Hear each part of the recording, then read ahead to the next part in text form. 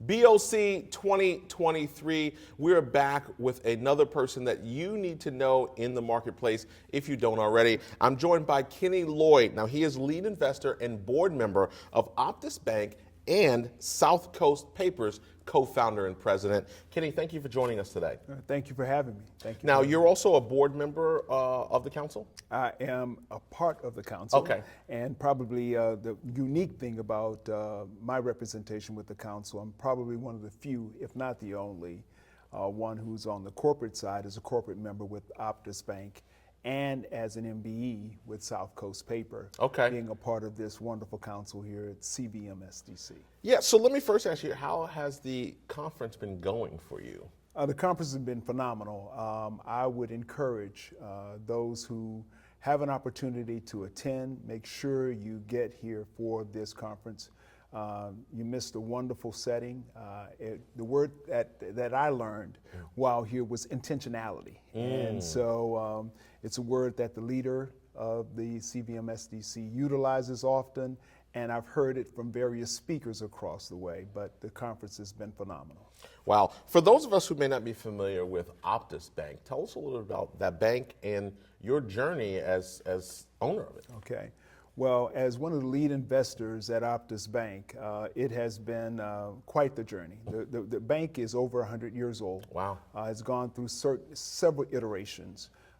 And my involvement started right around 2012, where my business partner in the paper company, and we'll talk more about that, I'm sure, later on, had helped to save this bank. His name is Paul Mitchell.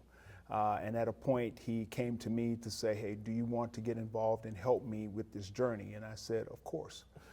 So I took the few pennies I had, started investing it in Optus Bank. And at the time, we were probably one of the worst banks in the country.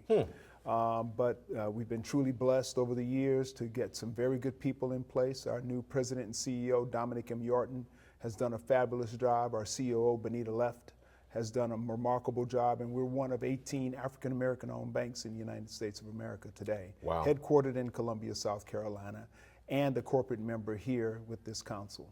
Wow. There's so many questions that pop in your head when you think about banking and the direction of it, and even when you talk about reframing, the troubled idea and getting it successful. What are just some of those things that most people don't understand when it comes to running a successful bank? Because people think, the bank's job is just here to give me money, particularly the small business community, right? They, they go in and think they can just get money and, don't have the documents and all these different things. What's a day in the life sometimes in running a successful bank? As you know, I'm not involved in that everyday activities, but when you're trying to resurrect a bank, you get heavily involved. And one of the things that you realize is that the banking industry is heavily regulated, meaning that there are all kinds of compliances, all kinds of checks and balances that you have to follow or you won't be around. Right. It's important to make sure that you have your deposits in place. It's important to make sure that you have the capital that's needed. And it's important to make sure you're following all of the guidelines that have been set forth and that are mandated that a bank like ours follows.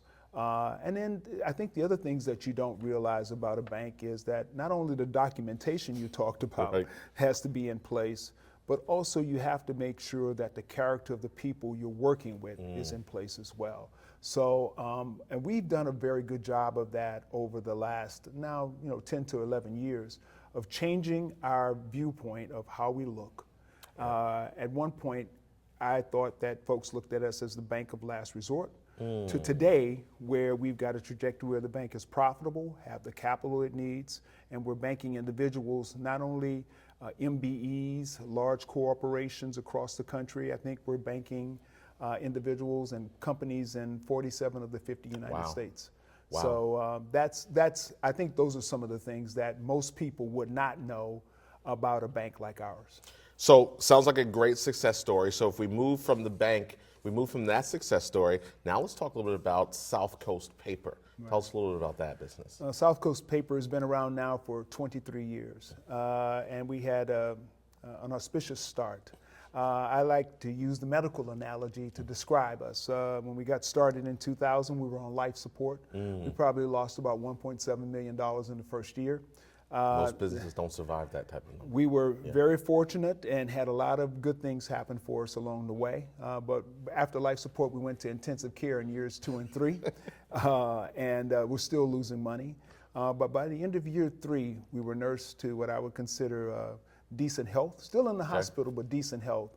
And by year 5, with contracts that we were able to secure, with the suppliers that we were able to work with, and the customers that we were able to work with, like Staples and Office Depot, and suppliers like at the time International Paper and Domtar and others, we were able to bring that all together to put a converting operation that today, after 23 years, has 4 plants in New Jersey, Alabama, Texarkana, Texas, and in Mexico City, Mexico. Wow. And we're converting product in those facilities, and we're selling product nationwide.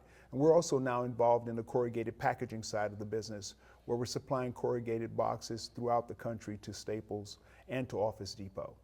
Wow. I mean, what a great set of stories there. And, you know, again, people many times see the outcome, right? So we sit here now and talk about it. Probably wasn't the same great feeling while you were going through some of those things. But before I let you go, I have to ask, you know, what has being part of this organization and being a certified MBA meant to you personally and the businesses?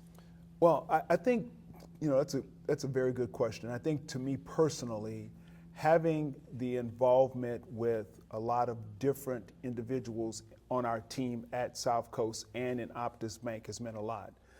Having resources like what you have here with the council, with the CVMSDC, and with the overall with NMSDC has been very important to us. And those relationships that we've developed over the years have been vital. So I think the most important thing, and where I feel we've been really blessed, is to be able to network with folks of different walks of life, put that together to help support Optus Bank and to help support South Coast Paper as we try and grow profitably. Wow. Great stories. Kenny Lloyd, thank you for joining us today. Thank you for having me. I appreciate it. Absolutely.